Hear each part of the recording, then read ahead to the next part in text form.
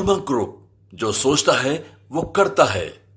सोनपुर पशु मेला, जिसको हरिहर क्षेत्र मेला भी जानते हैं, का आयोजन होता है और दिनांक 13 नवंबर को अर्थात कल इस मेले का विधिवत उद्घाटन भी किया गया है। मेला कहलाता है, बल्कि हिंदू धर्म के धर्मावलंबियों के आस्था और श्रद्धा का केंद्र भी है।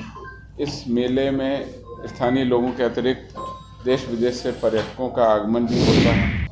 तो हमने सोनपुर मेले में एकत्रित होने वाली जो भीड़ है, उसके मद्देनज़र सारण जिला पुलिस के द्वारा 21 टेम्पोररी थाना, अस्थायी थाना, 21 अस्थायी थाना का हमने सृजन किया है। नमस्कार, न्यूज़ फाउंडेशन देख रहे हैं आप। मैं हूं अनिल। विश्व प्रसिद्ध सोनपुर मेले का उद्घाटन बीते 13 नवंबर को बिहार के उप मुख्यमंत्री द्वारा कर दिया गया है और इसमें विधि व्यवस्थाओं का सुदृढ़ता से व्यवस्था करने को लेकर अब पुख्ता इंतजाम की पूरी जानकारी पटना एडीजी मुख्यालय जितेंद्र सिंह गंगवार ने दी है। सीधे उनके बातों के साथ छोड़े जाते हैं, जो कि पूरी विधि व्यवस्था की जानकारी साझा कर रहे हैं। सबसे पहले हम सोनपुर मेला 2024 में विधि व्यवस्था संधारण को लेते हैं। जैसा आप सब लोगों को पता है कि प्रत्येक वर्ष सारण जिला के सोनपुर थाना अंतर्गत सोनपुर पशु मेला, जिसको हरिहर क्षेत्र मेला भी जानते हैं, का आयोजन होता है और दिनांक 13 नवंबर को अर्थात कल इस मेले का विधिवत उद्घाटन भी किया गया है। ये मेला पारंपरिक रूप से सोनपुर में गंडक तथा गंगा नदी के संगम के किनारे अवस्थित हरिहर नाथ मंदिर के समीप लगभग 1 माह तक चलता है। ये मेला न सिर्फ एशिया का सबसे बड़ा पशु मेला कहलाता है, बल्कि हिंदू धर्म के धर्मावलंबियों के आस्था और श्रद्धा का केंद्र भी है। इस मेले में स्थानीय लोगों के अतिरिक्त देश विदेश से पर्यटकों का आगमन भी होता है और इस अवसर पर पर्यटन विभाग द्वारा सांस्कृतिक कार्यक्रम, प्रदर्शनी का भी आयोजन किया जाता है। और सोनपुर में कार्तिक पूर्णिमा के दिन गंगा तथा गंडक के संगम पर भारी संख्या में लोग स्नान करने पहुंचते हैं। इस पृष्ठभूमि को हम लोगों ने लगातार ध्यान में रखा। वृहद सुरक्षा व्यवस्था का आयाम हमने रखा। इस अवसर पर विधि व्यवस्था का संधारण चुनौतीपूर्ण होता है। इसमें महिलाएं, बच्चे, वृद्ध सभी प्रकार की भीड़ आती है। तो हमने सोनपुर मेले में एकत्रित होने वाली जो भीड़ है, उसके मद्देनज़र सारण जिला पुलिस के द्वारा 21 टेम्पोररी थाना, अस्थायी थाना, 21 अस्थायी थाना का हमने सृजन किया है और इस पूरे घाटों पर निगरानी के लिए 9 वॉच टावर का भी निर्माण किया गया, जिससे पुलिस बल प्रतिनियुक्त रह करके वहाँ से निगरानी रख सके। इस पूरे टेम्पोररी थाना, 21 टेम्पोररी थाना और 9 वॉच टावर, कुल 30 हमारे प्रतिष्ठान हो गए। उस पर हमने 104 पुलिस पदाधिकारी और लगभग 551 पुलिस बलों की 24 घंटे प्रतिनियुक्ति कर दी। जिला पुलिस पूरी की पूरी लगाई गई है। उसके अलावा मुख्यालय स्तर से करीब 235 पुलिस पदाधिकारी और 800 से अधिक अन्य पुलिस जवान, सुरक्षा बलों के साथ साथ 800 होमगार्ड को भी हमने रिक्वेशन किया है। तो इस प्रकार से आप देखेंगे तो करीब 1800 से 2000 पुलिसकर्मी हमारे इस पूरे सुरक्षा व्यवस्था में लगे।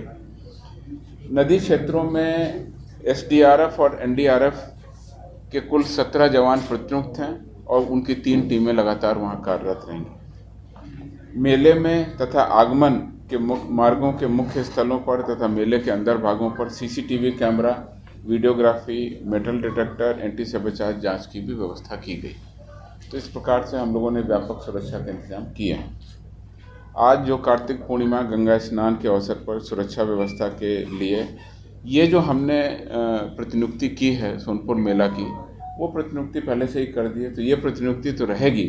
उसके अलावा बिहार विशेष सशस्त्र पुलिस की एक कंपनी और हमने आज डिप्यूट की है, जो कार्तिक पूर्णिमा का गंगा स्नान है उसके अवसर पर कार्रवाई की जाएगी।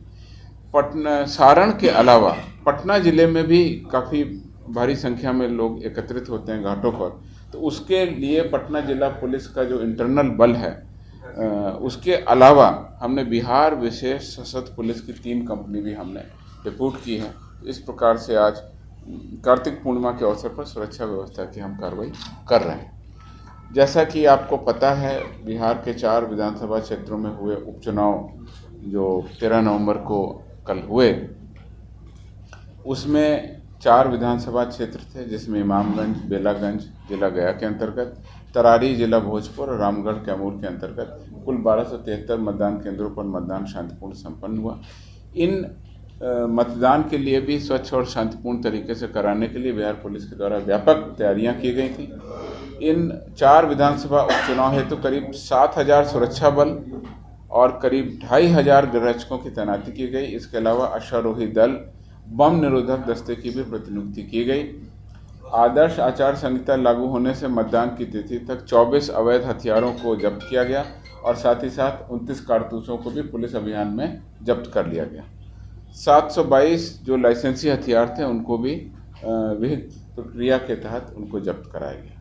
870 नॉन अवेलेबल वारंट का निष्पादन किया गया। कुल लगभग 9,000, अगर वास्तविक संख्या बोलें तो 8,979 व्यक्तियों पर निरोधात्मक कार्रवाई की गई और इसके अलावा क्राइम कंट्रोल एक्ट के तहत भी 143 व्यक्तियों पर कार्रवाई की गई। कुल मिलाकर अगर कहें तो सुरक्षात्मक रूप से निरोधात्मक कार्रवाई करते हुए बल प्रतिनियुक्ति के साथ साथ लगातार निगरानी रखी गई और उपचुनाव शांतिपूर्ण संपन्न हुआ।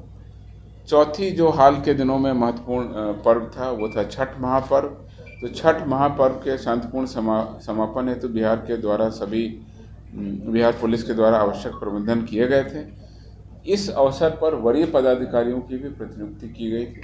छठ महापर्व के अवसर पर एडिशनल एसपी और डीएसपी रैंक के 20 पदाधिकारियों को पटना जिले में और 4 पदाधिकारियों को औरंगाबाद जिले में, जहां देव स्थान पर काफ़ी भीड़ होती है, वहां प्रतिनियुक्त किया गया। तो इस प्रकार से 2 दर्जन पुलिस डीएसपी को प्रतिनियुक्त किया गया।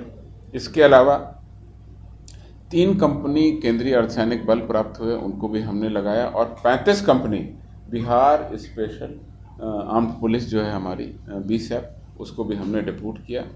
सिर्फ पटना ज़िले में ही, चूँकि पटना ज़िले में व्यापक तौर पे लंबे घाट की पूरी लंबाई में होता है, 7,000 से ज़्यादा पुलिसकर्मी अकेले पटना ज़िले में डिप्यूटेड थे। बिहार पुलिस एकेडमी में जो हमारे 1275 दरोगा ट्रेनिंग पा रहे हैं, उनको भी अपने अपने वापस पैतृक जिले में भेजा गया, जिससे वहाँ पे जाके विधि व्यवस्था संधारण कर सकें।